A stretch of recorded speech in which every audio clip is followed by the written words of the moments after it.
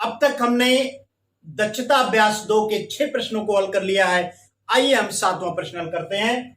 7वां प्रश्न हमारा है, वह छोटी से छोटी संख्या ज्ञात कीजिए जिससे 9792 में गुणा करने पर गुणनफल पूर्ण वर्ग हो जाता है।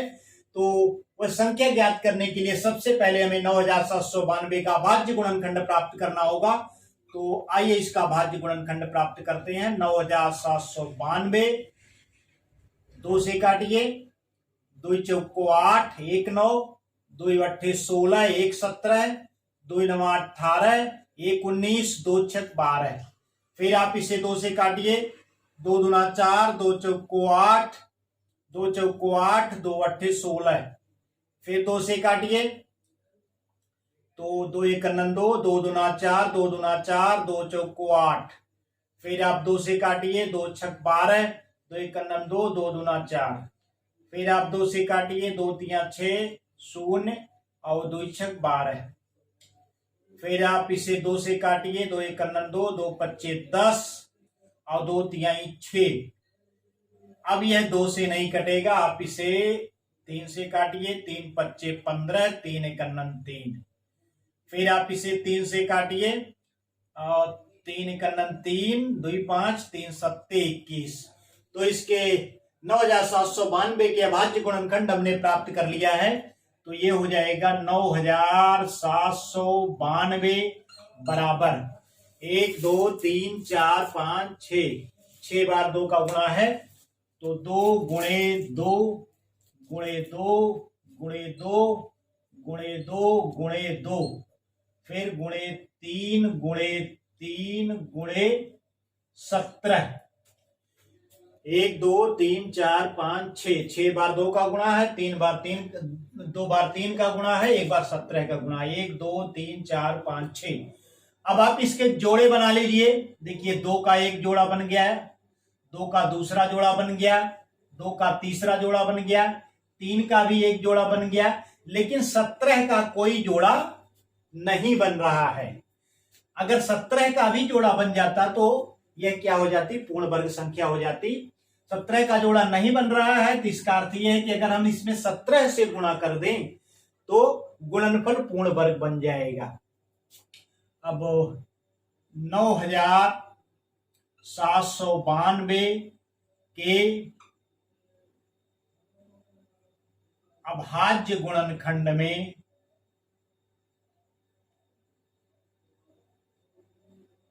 गुणनखंड में 17 का जोड़ा नहीं है।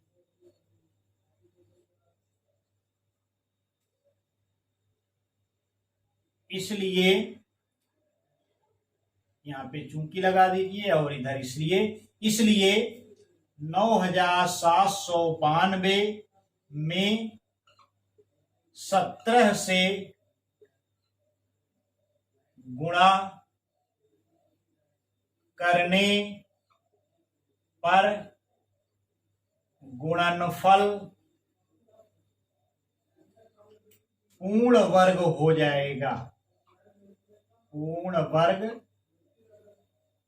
हो जाएगा। तो हमारा आंसर क्या प्राप्त हो गया,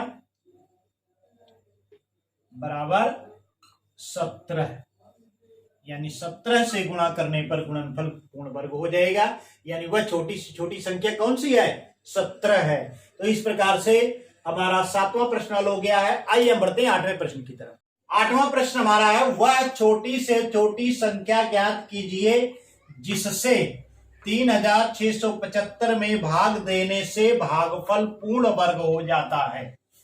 तो इसे ज्ञात करने के लिए आइए हम इसका भाज्य गुणनखंड करते हैं। तो 3675 इसका भाज्य गुणनखंड करते हैं। 2 से ये नहीं कटेगा क्योंकि इकाई का अंक 5 है। आइए 3 से देखते हैं। 3 एक 3, 3 दूना 6, 3 दूना 6, 3 पच्चे 15, 3 से कट जाएगा।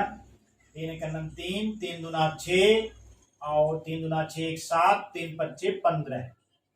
आगे देखिए 3 से कटता है कि नहीं। 3 चौको 12, आगे 25 बच रहा है, इसलिए 3 से नहीं कटेगा। तो इसे 5 से काटते हैं। 5 दुनाई 10, 2 12, 5 चौको 20, 2 22, 5 पचे 25। फिर इसे आप 5 से काटिए तो 5 चौको 20, 4 24, 5 9 45। अब ये 7 से कटेगा तो 7 सत्ते 49। तो इसके अभाज्य गुणनखंड हमको क्या प्राप्त हो गए? 7 है, तो एक बार इसको 7 से काट दीजिए तो 7 × 7। तो 3675 के अभाज्य गुणनखंड क्या हो गए? 3 गुणे 5 गुणे 5 गुणे 7 गुणे 7। अब आप जोड़े बना लीजिए तो 5 का एक जोड़ा बन गया, 7 का एक जोड़ा बन गया, जबकि 3 का जोड़ा नहीं है। तो 3675 के अभाज्य गुणनखंड में अभाज्य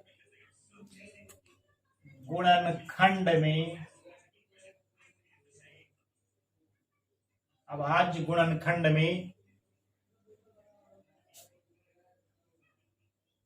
3 को छोड़कर, अभाज्य गुणनखंड में 3 को छोड़कर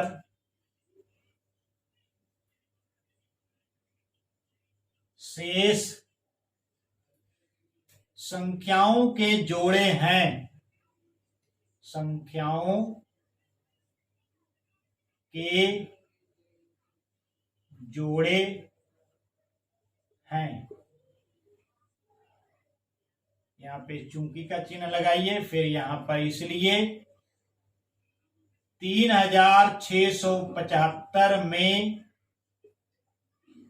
3 से भाग देने पर, 3 से भाग देने पर भागफल पूर्ण वर्ग हो जाएगा, पूर्ण वर्ग हो जाएगा। तो आंसर क्या हो गया? आंसर बराबर 3। तो इस प्रकार से हमारा 8वां प्रश्न हल हो गया है। आइए हम बढ़ते हैं 9वें प्रश्न की तरफ।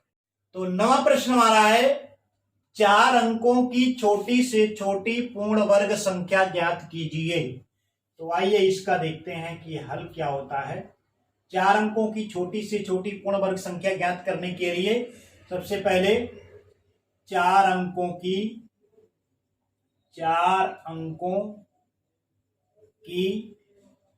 सबसे छोटी संख्या, सबसे छोटी संख्या, 4 अंकों की सबसे छोटी संख्या क्या होती है? 1000 होती है। अब हम 1000 का वर्गमूल निकालते हैं। 4 अंकों की सबसे छोटी संख्या 1000 है, तो इसका वर्गमूल निकालते हैं 1000। अब हम इसका इकाई की तरफ से जोड़ा बनाएंगे। ये जोड़ा हो गया एक जोड़ा ये हो गया हमारा, यानी एक 0 0 का जोड़ा हो गया और एक 10 का हो गया। 10 में आप भाग देंगे तो 3 बार जाएगा, 3 का भाग, तो 3 3 को 9, घटाएंगे तो 1 प्राप्त होगा और 3 3 6 हो गया। अगला जोड़ा 0 0 का हमने उतार लिया। अब आप यहां पर देखिए ये 100 है, यहां पर अगर हम 1 बार ले जाते हैं तो यह 61 हो जाएगा, जो 100 से कम है। तो 2 बार ले जाइए इसको आप, 2, तो 2 दूना 4 और 2 छक 12 है। अब यहां पर आप देखिए कि 2 बार हम इसको ले गए तो यह 124 हो गया, यानी 100 से अधिक हो गया। कितना अधिक हो गया? तो 100 में से 124 आप घटाएंगे तो यह ऋणात्मक चिन्ह के साथ हमको 24 प्राप्त होगा। यानी अगर यह 100 की जगह पे 24 हो, 124 होता तो यह पूर्ण वर्ग संख्या हो जाती। इसका अर्थ यह है कि 24 की कमी है, इसलिए 1000 में अगर हम 24 जोड़ दें तो 4 अंकों की छोटी से छोटी पूर्ण वर्ग संख्या हमको प्राप्त हो जाएगी। तो 4 अंकों की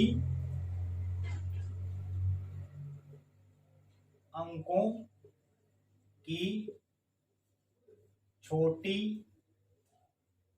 से छोटी पूर्ण वर्ग संख्या ये बराबर हो जाएगी 1000 धन 24। जो 24 यहां पर कम पड़ रहा था, ऋणात्मक चिन्ह के साथ आया था, वही 1000 में हम अगर जोड़ दें तो 4 अंकों की छोटी से छोटी पूर्ण वर्ग संख्या प्राप्त हो जाएगी और यह क्या हो जाएगी 1024। तो आंसर हमको प्राप्त हो गया 1024। तो इस प्रकार से हमारा 9वां प्रश्न हल हो गया है। आइए हम बढ़ते हैं 10वें प्रश्न की तरफ। तो 10वां प्रश्न हमारा है 4 अंकों की बड़ी से बड़ी पूर्ण वर्ग संख्या ज्ञात कीजिए। तो आइए देखते हैं इसका हल क्या होता है। सबसे पहले हम 4 अंकों की सबसे बड़ी संख्या ज्ञात करेंगे। तो 4 अंकों की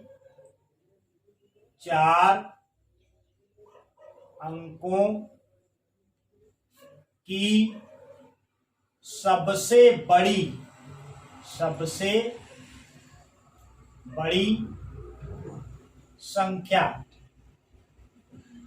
क्या होती है 9999।